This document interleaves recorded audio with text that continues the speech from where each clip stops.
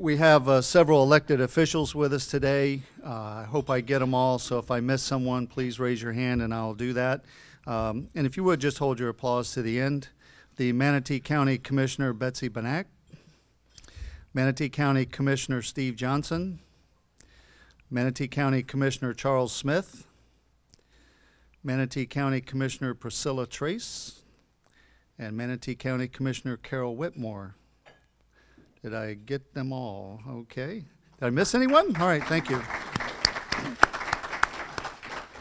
We thank you for your service to our community and all that you do for us. We'd like to also thank our sponsors today, the Mosaic Company and Sons Insurance, and Jackie's here representing Mosaic, so thank you, Jackie, and we appreciate that. They really help us to bring some very good programs to our membership and to our community, and for that we were very grateful. Today we have an exciting program. We have two great gentlemen here that are going to enlighten us as to what's going on at the Port Manatee and also at the Sarasota-Bradenton Airport. And Carlos Buquerez has nearly a quarter century of distinguished Florida port leadership and has been with Port Manatee as executive director since 2012. Rick Piccolo has over 45 years experience in the aviation industry and has been president and CEO of Sarasota-Bradenton International Airport since 1995. Let's welcome Carlos and Rick. We're going to begin the program today with Carlos, and he will give us a state of the port, Port Manatee, and he'll take a few questions, and then Rick will come up and we'll do the same there. So, Carlos? Thank you. I want to thank you for coming to the state of the ports. And throughout Florida, increasingly, the counties are recognizing their seaports and airports, and it's become almost a tradition where the airport director and the seaport director get together once a year to highlight those two economic engines that the ports have become. They generate a lot of jobs, good paying jobs, living wage jobs, and they create a lot of economic activity. So that's really what the airport and seaport annual, let's say, update is about. However, all of you here, I'm sure Rick will probably feel the same, are invited to come and do the port and tour the port individually at any time. So we invite you to do that. There's a lot going on. And really, you might look for business opportunities. It's not just about a tour. It's about how can you benefit from the airport or seaport by touring and seeing things that you might otherwise never would have realized the ports do. So how, again, do we run the port? We take advantage of the county commissioners that serve also unpaid as Port Authority commissioners. And they are our board of directors. Instead of at the county, they have a different hat. It's a private business hat, and they recognize that. They tell that to us every month. They love coming out to the port because they can see the jobs being created literally in front of their eyes. And so this board of directors meets every third Thursday, if you want to come, 9 a.m. at the Port Authority building. So if you want to have a chance to see the board and tour the port, you can put that together. And any third Thursday, you come out there and we'll give you a tour. Now, what does the port do? Okay, well, we thought this time we'll give you a real-life example of what the port does. 48 million pineapples. You know, that's more than the state of Florida. That's about, what, two pineapples per person? Right? That's a lot of pineapples. So start eating because we need to keep that up. 1 billion bananas. You know, those are the staggering numbers of what the port, what goes on behind the scenes that the Port Authority helps us develop and create. They set the policy, we set the implementation of that policy, and we are attracting businesses because we have to go out and compete for business. We don't tax. So therefore, as Dave Sanford, Deputy Director, says, we eat what we kill. And that's true. That's true. You know, bluntly, that's what it is, because we are in competition with all the other ports in the state, and there are 15 of them, and in competition with Gulf Coast ports like Mobile and Houston, and also with East Coast ports, Savannah, Charleston, etc. So it's really a competitive environment where you have to be on your toes and you have to be constantly talking to the customers to make sure they're happy and they continue coming. So bringing 1 billion bananas is not easy. OJ, 47 million gallons. Huge amount of OJ. It's going to increase as a result of the tragic, though, events that the weather has brought on and greening. We're going to be seeing more OJ, mostly coming from Brazil. So we're bringing ships full of OJ. It's like a tanker of fuel, but instead of fuel, has OJ. So it is an amazing operation. They unload it.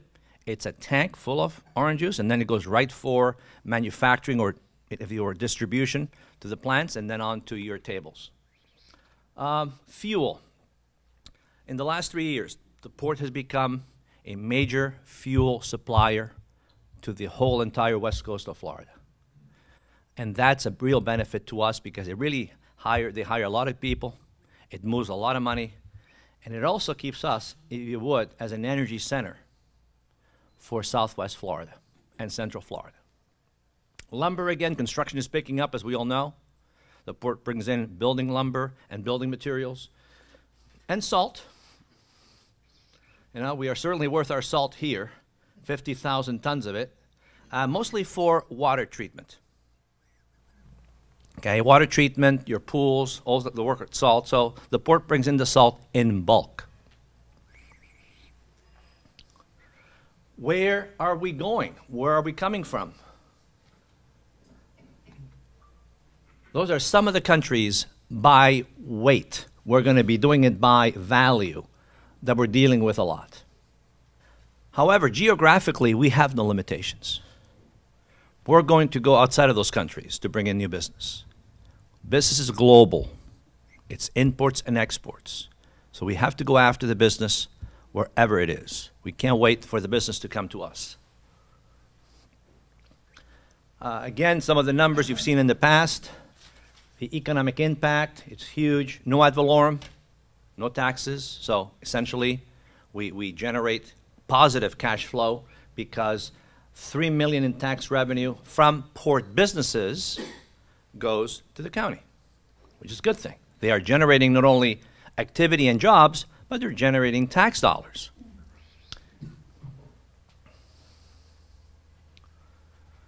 Growing revenue, good trend. Ports need to continue to grow or they are going to disappear. So we're growing the revenue by diversifying. We are on a diversification and 3P, public-private partnership initiatives. We are going to be growing by handling not just more of the same business, but different businesses. As you can see, there are increases in all of these. Significant increases. We figured the gallons alone, that's about 11 million cars that 27 million gallons can fuel if each car has about an 18-gallon tank. 11 million cars. Container tonnage. The goods you get mostly in the stores comes through containers. That's growing dramatically. We're seeing a positive trend because we're going after additional tonnage. We're going after additional containers. We have capacity. We want to get way above capacity, and then we'll build more to expand the port and be able to handle more business. Though, bottom line, you know, our CFO is not really the staff that we have at the port, like Denise Stuffelbein, our Director of Finance, but it's really the county's, the clerk's office is our CFO. So we have an additional layer of audit with the county clerk's office, that we're doing things right, and that we're doing the cash reserves right, that we're doing financially right. They look at all of our expenses. They look at all of our purchases. They look at everything. So as far as the Port Authority is concerned, they know that the clerk's office is looking after the port's finances. Now, they can't sell for us. They can't tell us essentially how to do things, but they certainly are helping in making sure that we keep this spread really, really wide. As you can see, since 2013, we're increasing the curve. We continue for that to go up. We might have some expenses, some increase in expenses, but we're going to try to hold the expenses down as much as possible. The fuel, this is a footprint of where the fuel is going to, including Broward County, and probably Miami and Palm Beach. Because when you have a hurricane, like Irma, that goes up one coast and then decides to go to the other, these ports here are shut down. And so the residents of Broward and Miami, Palm Beach, can't get any fuel at their gas station. Guess who comes to the rescue? Port Manatee. The trucks will come in, load here because we're not closed, and take the fuel back to make sure that those counties can keep operating. So we're helping other Florida counties through difficult times or emergency events. Expanding is essential. We need to keep renewing our berths. We need to keep expanding the port's footprint. We do that through port cash and grants from the state of Florida with FDOT. We do that continuously, improving the port continuously, and expanding the footprint continuously. The port today has about 1,100 acres inside the fence.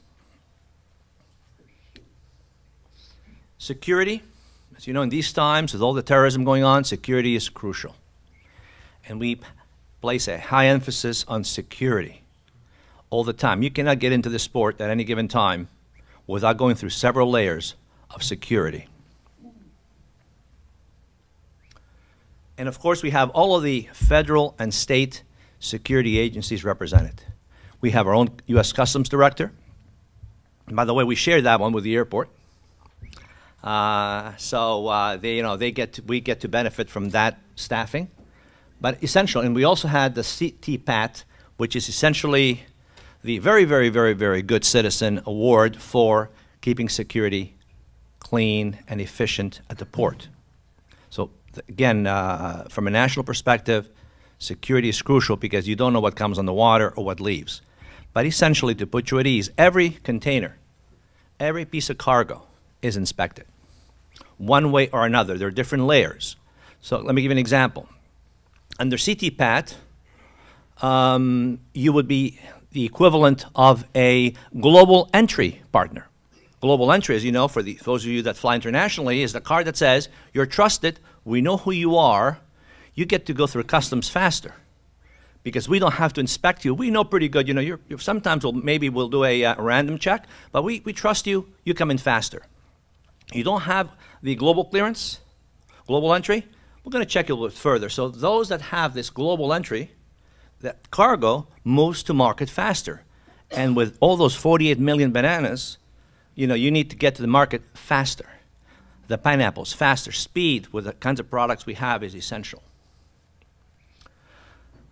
Again, talking about the Hurricane Irma, we were able to bring in 5 million gallons of gas quickly as soon as the ports, or the Coast Guard cleared the channel to come into the port and serving, these counties. They're depending on us for their fuel.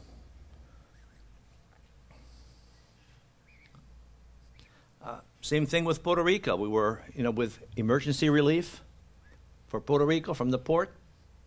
Again, ports help each other, countries help each other, and the islands, there's no bridge to the islands, so we have to help the islands resupply. Again, 3 Ps, revenue diversification, job growth, essential. We're keeping our eyes on the horizon, making sure that we're aiming correctly. Now we're going to talk about the hub, the International Trade Hub, of which we have some representatives here, as well as the port. It's really run by the port. And the International Trade Hub is essentially a World Trade Center that accommodates businesses internationally that want to come. That's the idea. We don't get a lot of attention in Manatee County from international trade commissioners or international trade consuls or ambassadors. We have to kind of go out and get their attention. So we do that with the hub. And these are some of the companies that have come. Now, this is the Ports Initiative with the Chamber and with the Port Authority to really an economic development at the county to attract the attention of these international trade commissioners for one simple reason.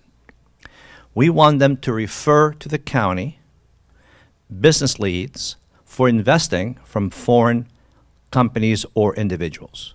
Right now, these individuals would fly into Miami and get a hotel in Miami and never leave the Miami area. Well, the trade commissioners are the maximum representatives for their countries for trade. They're the equivalent of the chief commercial officer at a consulate or embassy of the U.S. government overseas.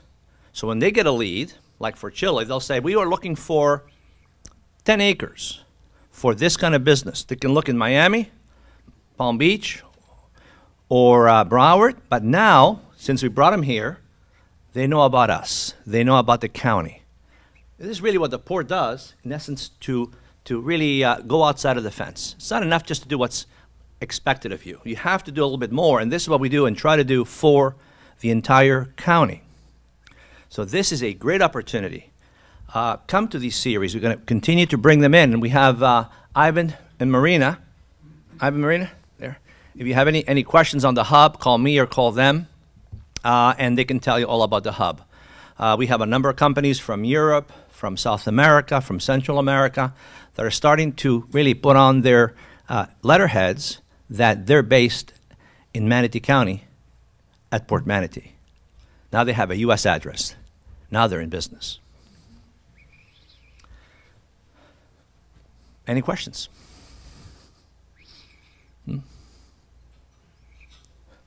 Carlos, anything in the upcoming legislative session that we should have on our radar as a business community to advocate for things that the port needs? Yeah, quite a number of things, really, and Dave Sanford, who's been coordinating that for us, we are up in Tallahassee all the time with the help of our elected officials to develop infrastructure investment opportunities. It's really about investing in the port's berths and infrastructure to create an efficient system. So those are the kinds of projects we go after. It's more infrastructure investment.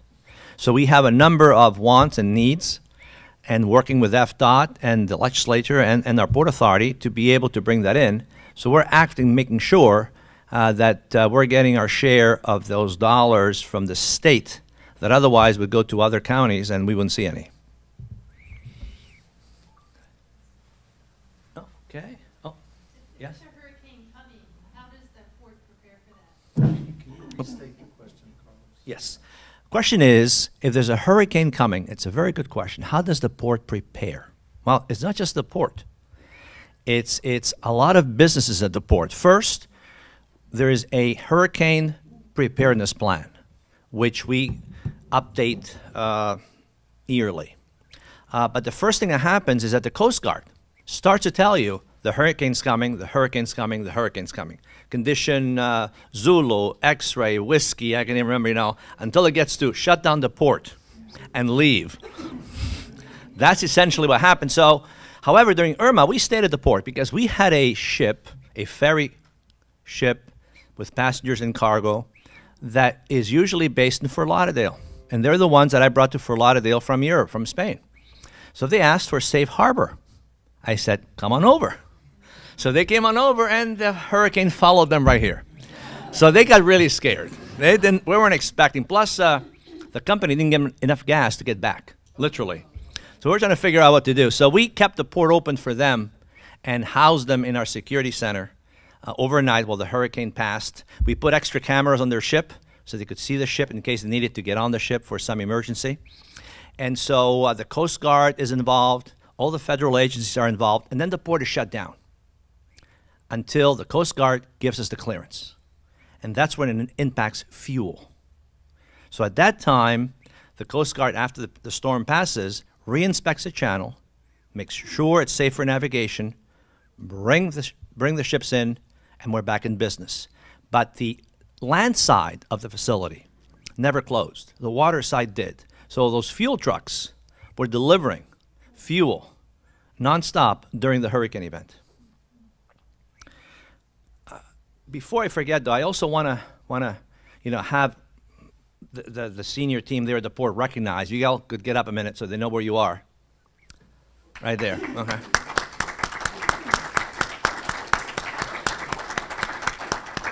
Now, we have a great team together, and that's no fake, let's say, or false boasting. It's really a fantastic team. They always make me look good, better than I should or need to, and it really is a very cohesive team, better than I've seen in many other ports. So I really want to thank them, too, because they make some of these things happen.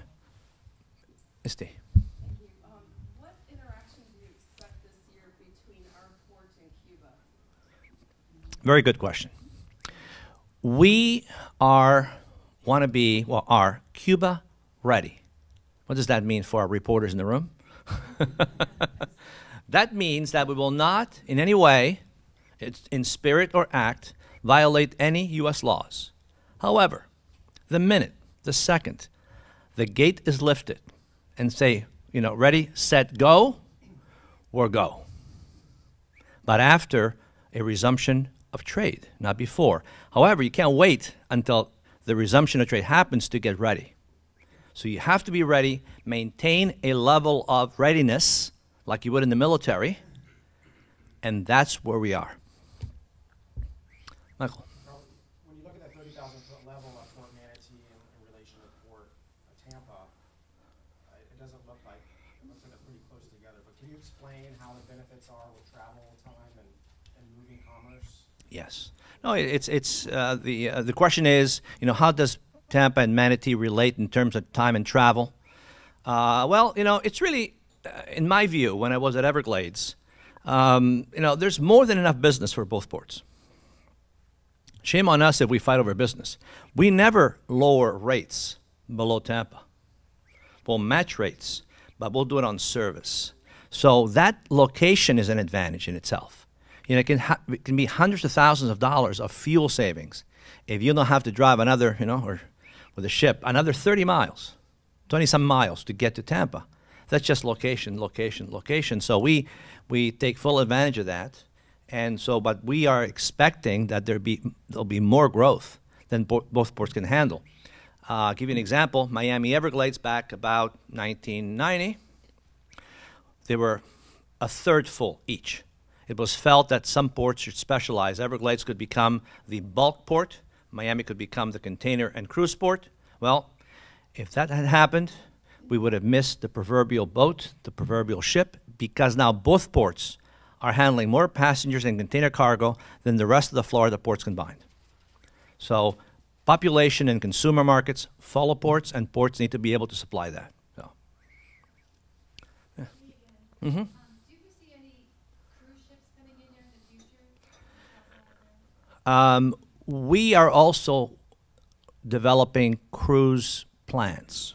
It just doesn't make any sense that we wouldn't have one terminal that's cruise capable, because it's just, it just makes sense, and it's another diversification. So whether it's cruise and ferry, cargo ferries or passenger ferries for Cuba, or short cruises or long-term cruises, we're after that too. So. How many employees does the port take? Very few. There's thousands of port workers that are not on the port's payroll. There's only about, Denise, about 77. And about 25 of those are security? Right, yeah. Not many.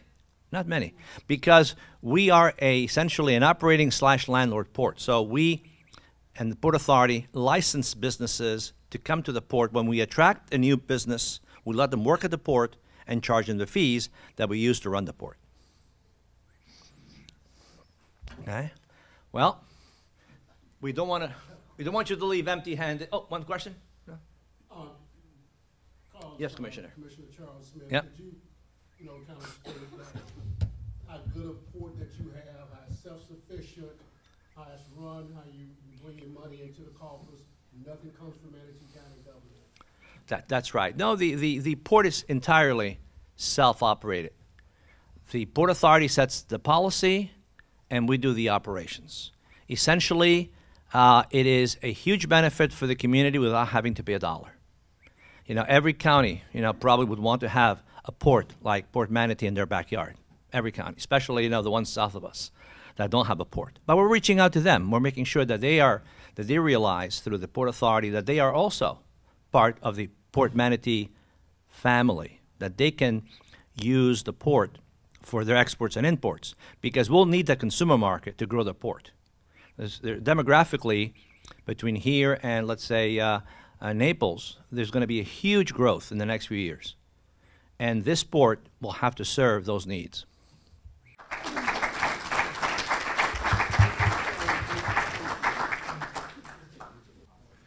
Good afternoon, everyone. I'm Rick Piccolo, the President and CEO of the Sarasota-Bradenton International Airport, and it's always a difficult job to follow Carlos because he has a great story to tell, but he also has a lot of similarities with the airport, and you'll see that as I go through my presentation, that we both focus a great deal on the economic development impact that both ports have, and no community thrives without a great seaport and a great airport, and I think we have both. Now, just like Carlos started out with, we're organized a little differently, but we're an independent special district. We have a six-member board, which the governor appoints. Our board serves a maximum of 2 consecutive 4-year terms, and they're usually business people in the community who understand the entrepreneurial nature of the airport. Now, the airport's kind of like a mini city. We have our own police and fire department, a little different than at the port as far as security goes. Ours are fully accredited police department. They are accredited by the state and meet the same accreditation standards that many other police departments do. In fact, I think right now Bradenton and the city of Sarasota, I think, just attained their accreditation. Bradenton's going back for theirs. Ours is fully accredited. So they are real police department and do a great job. And then we have our own fire department. We take care of all the maintenance out at the airport, everything on the airfield, everything in the building, everything you see, landscaping, grass cutting, HVAC, plumbing, electrical, everything's done internally, as well as all the administrative functions. And I put this slide up because, as Carlos said, terrorism certainly has become a much bigger issue for ports since 9/11. And when you look at the cost of that on our departments, you can see that our police department budget on an annual basis is about $1.7 million, and the fire department about $1.5. So the airport spends about $3.2 million a year on police and fire protection. And unlike many of the municipalities, we don't have a taxpayer to go back and say, well, we're providing police and fire protection. That actually comes out of our business revenues. And so that's become a bigger and bigger issue for us as we move forward. As you see the incidents that happen out in the world and at airports around the world, stuff that's happened in Brussels and in Istanbul and other airports in the world, we're constantly trying to adjust our methods and our protections because the terrorist continues to adjust theirs as well. As I said, all our maintenance is done in-house. We have electronics, all the electronics work, HVAC, plumbing, welding, carpentry, signage, the graphics. Everything is done by our workforce. We have an operations center that takes care of communication 24/7, 365. We have FAA and TSA certification. In fact, just about 2 weeks ago, we had our annual FAA safety inspection and passed that without one gig. So that's the 12th time in the last 13 years that we have not had even one comment from our FAA safety inspectors. So, and they check every nook and cranny of the airport, all the signage, the markings, the fire department training records, the police department, how the fueling activities are handled out there, what's the strength of the pavements and what's the condition of the pavements and the security of the airport. So it's a very thorough 2-day inspection done by their certification people. So we like to think that we're doing a very good job. We have about 126 full-time employees. We have an $18 million a year annual budget, and all that is funded through our business activities. So again, just like Carlos, we have no ad valorem taxing power, and we must fund all those operations and everything we do out there through our own business operations. We also take care of all the administrative functions, everything that you would find like in the county organization, from purchasing to accounts receivable, finance, human resources, IT, engineering, public relations, and property work. So It's a pretty extensive group of responsibilities, and when you think back that we take care of this place, and it's open 365 days a year, 24 hours a day. We have over 350,000 square feet of terminal. We have over 1,100 acres to maintain. Over 50 businesses on the airport itself, and all the safety and FAA and FDOT regulations to do with 126 employees. We think is a pretty efficient organization.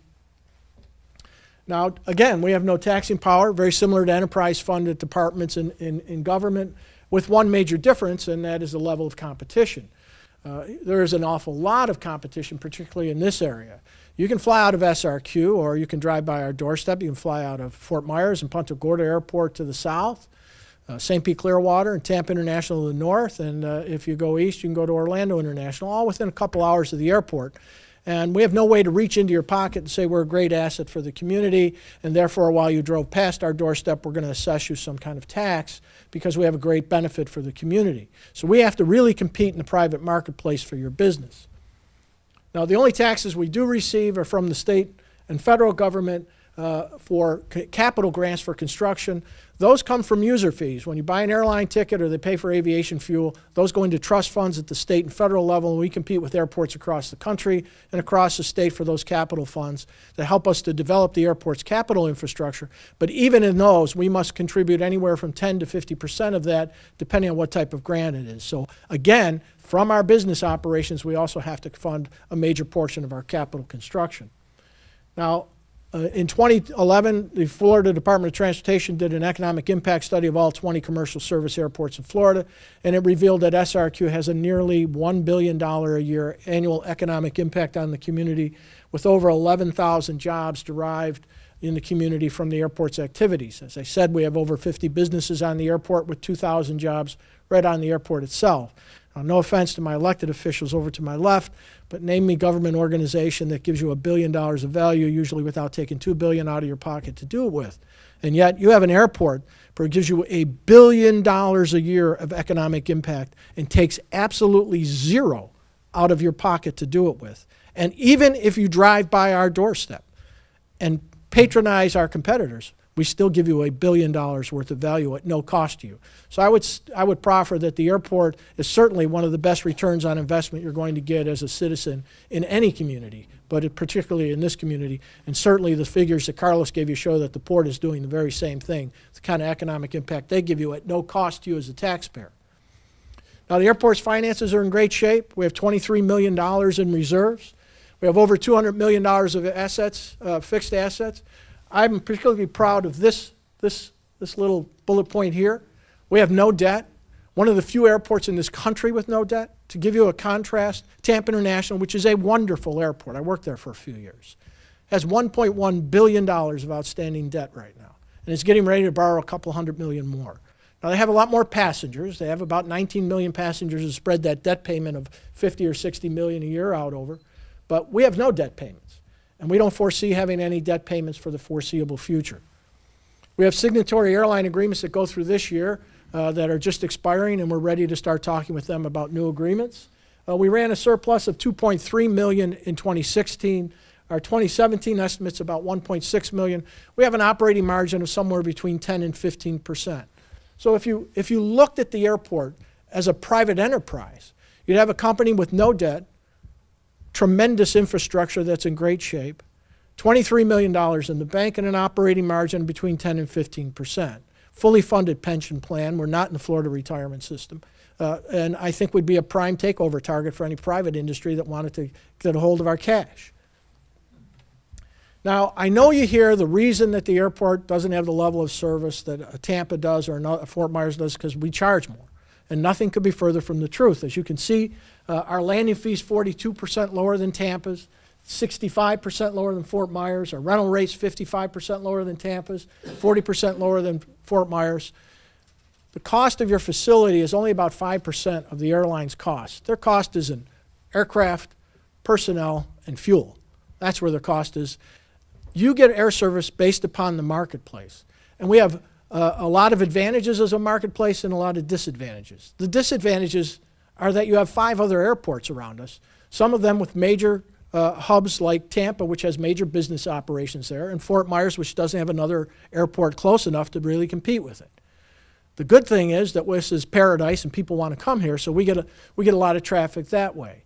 But it's all about the marketplace. What the airport does from a rates and charges standpoint really has very little impact on what air service you have. The air service derive from what the marketplace is.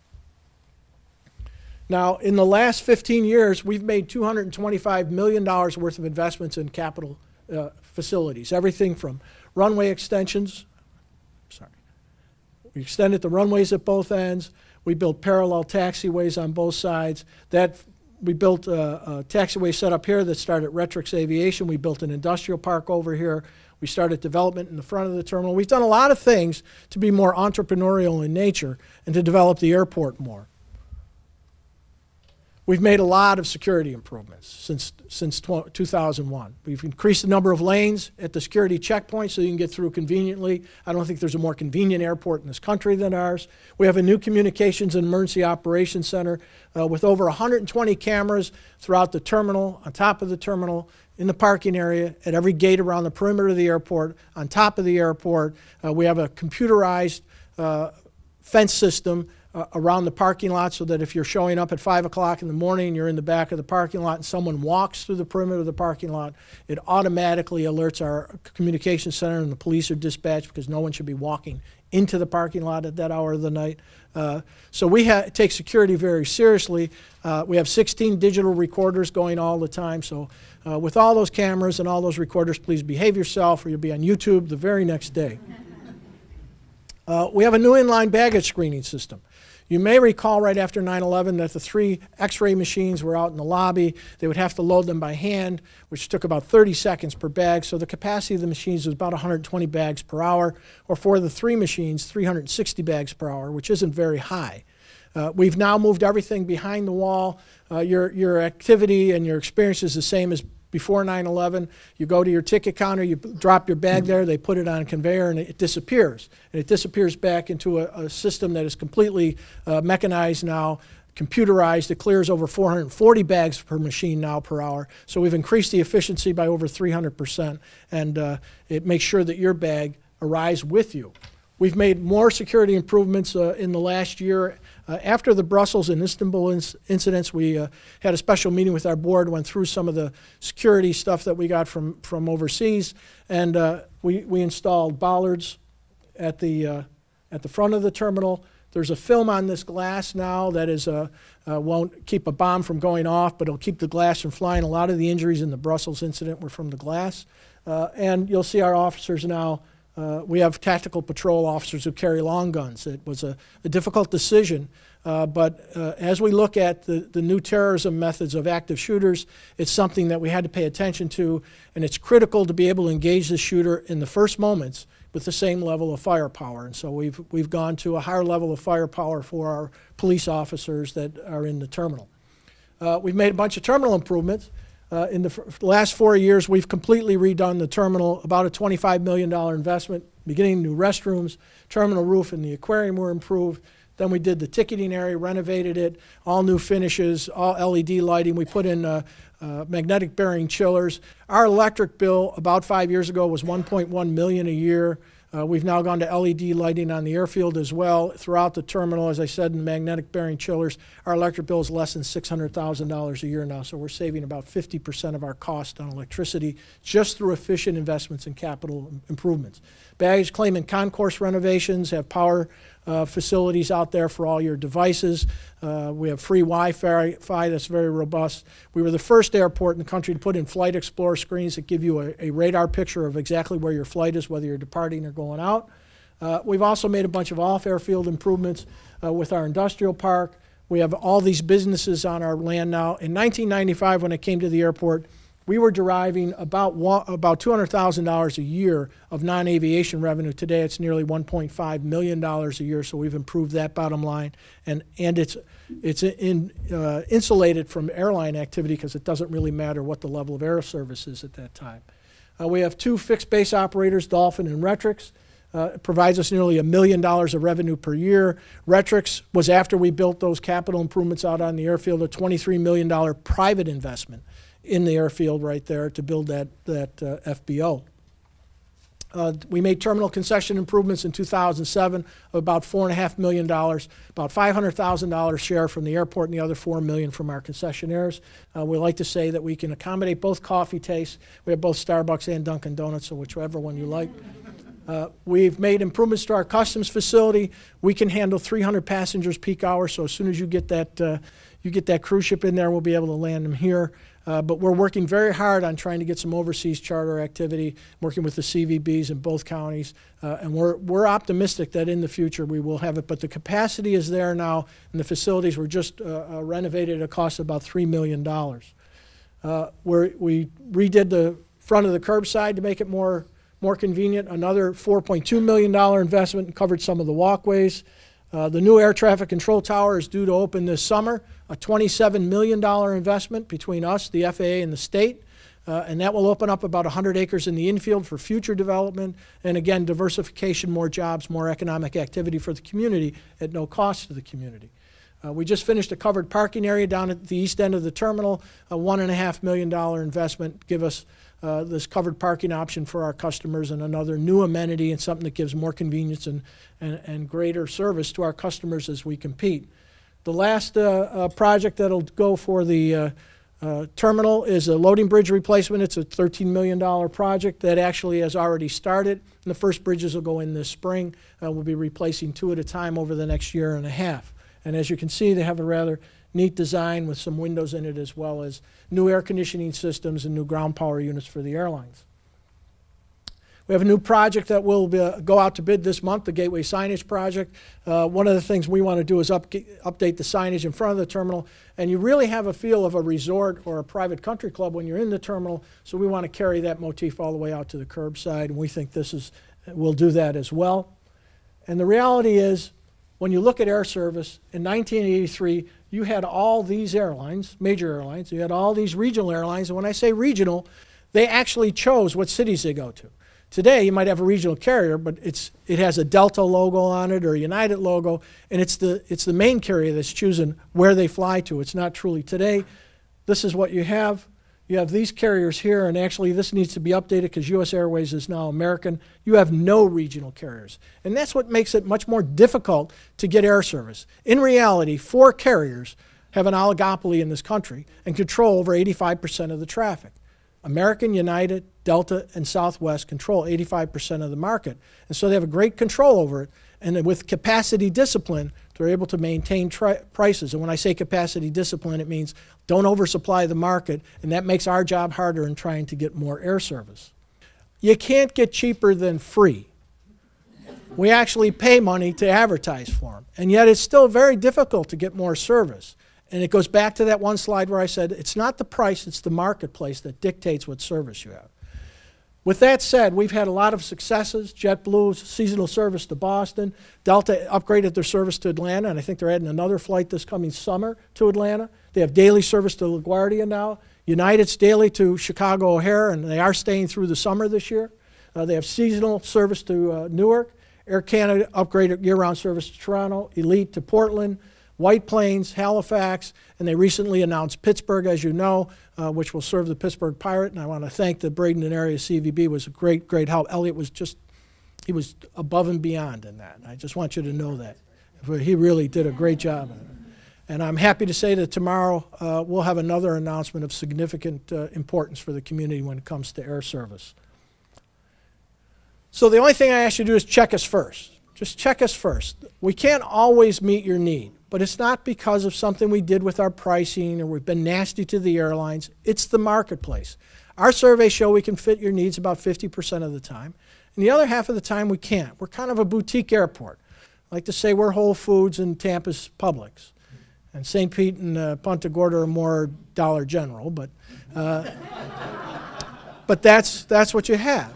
And so we serve you. I think you won't find a more convenient, nicer, cleaner, easier, more secure airport in this country or in this world than Sarasota-Bradenton International. So all I ask you to do is check us every time, and when you can use us, please do. I thank you for the invitation to speak, and I'll be happy to answer any questions you have. Thank you very much.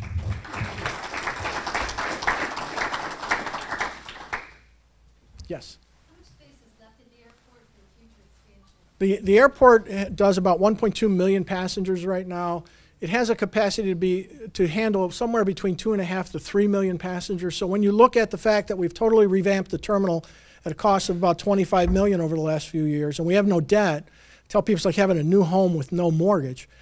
We have plenty of capacity. We could see a great deal of more service and not have to look at any debt issues to increase our capacity. And that's one of the things we think is a positive selling point to prospective airlines, is they don't have to come in and then say, well, how are you going to accommodate me? Or will there be a big spike in your cost because of a need to construct things? Yes, Commissioner. You know, the picture that's been painted recently and even this past summer was that our major airports are beginning to look third world-ish. I mean, the conditions that passengers have had to endure at these airports just make you wonder, are people looking for alternatives? Is that an opportunity? I think it's a small opportunity, but actually the narrative is pretty accurate. As an airport organization, our national and international organizations, we've been pressing very hard. There is a thing called a passenger facility charge, $4.50 that you pay on a ticket. Hasn't been increased since the year 2000. It's imposed locally. Each local community gets to impose it. Our board has chosen to impose it. Most airports have. But it's lost 50% of its purchasing power, and that's what funds a lot of the construction at airports. And as many may know, I've served on the international board of our trade association, been all over the world. And I often say, if a Martian landed tomorrow and went to some of the U.S. gateway airports, many have seen what's happened in JFK this past week, or LAX and that type of thing, and then went over to Seoul, Korea, or Singapore, or Dubai, they'd say, the U.S. must be the third world country, and those must be the developed nations. Johannesburg, gorgeous airport, gorgeous. So there really is a need to solve that problem. And it's a very easy one because it's a user fee that would do it. And it's been tied up for 17 or 18 years trying to get Congress to increase it by just $2. So we're not talking about massive amounts of increase here. There is a proposal right now for a $4 increase that is in Congress. Whether it'll survive or not, and the main opponents are the airlines that are domestic here, because they don't want to see that expansion because it could bring in more competition. And right now, as I said, they've consolidated to the point where they control the market pretty good. I mean, they're making a lot of money. They're making $1 billion a quarter. And just a few years ago, airlines were a losing proposition. I think it's good that they're making money. Makes it safe, makes it good, but we have to find a balance. Any other questions? Well, again, thank you all very much, and truly enjoyed being here with you. Well, I just want to thank Rick and Carlos again for some wonderful information. You should feel very good about what you heard, and our community really has a couple of gems in Sarasota-Bradenton International Airport and Port Manatee. We thank you both for your leadership there and for taking the time to come here today. We want to thank Mosaic Company and Sons Insurance again for their sponsorship of the event. And we do hope that we will see each and every one of you at the Chamber Annual Dinner coming up on January 31st. So if you haven't made your reservations, we can take care of that for you. And please don't forget your pineapple on the way out. And we thank you very much for coming today, and we're adjourned.